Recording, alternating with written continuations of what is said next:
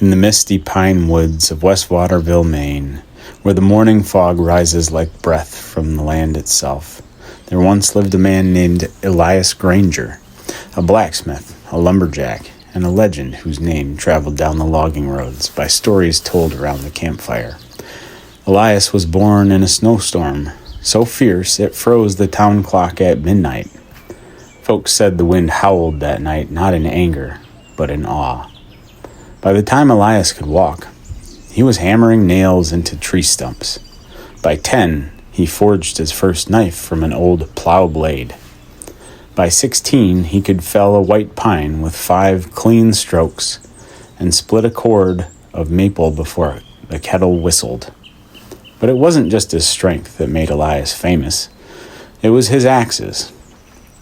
He didn't just make them, he connected with them.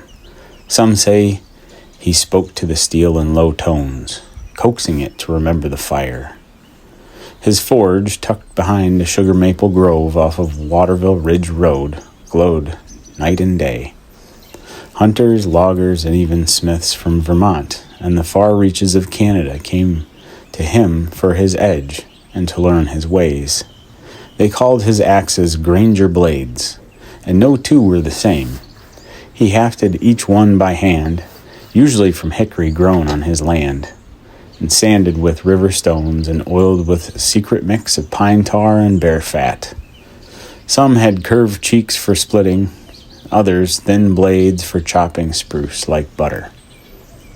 One, known simply as Widowmaker, was said to cut through a frozen red spruce in one swing. But Elias didn't sell these to just anyone. He believed a tool picked its wielder. If a man came with boastful talk or soft hands, Elias would send him off with a coffee can full of nails and no explanation. But if you came honest, with sawdust in your cuffs and calluses on your palms, he'd hand you an axe that sang when it swung. The heroism came in 57, during the great pulpwood jam on the Kennebec River. 1,000 tons of timber wedged tight, threatening to flood the mill town. The foreman called everyone. Even the state sent men, but it was Elias, gray-bearded and broad-shouldered, who walked headstrong into the river with nothing but his old diamond-eye double-bit axe. For 3 days he chopped and levered, danced on spinning logs, and split the key bind with a blow so sharp it echoed through the valley like thunder. The jam broke. The town was saved. Elias never spoke of the deed. He went back to his forge, his dog, and the woods. When he passed, folks from 5 states came to his funeral.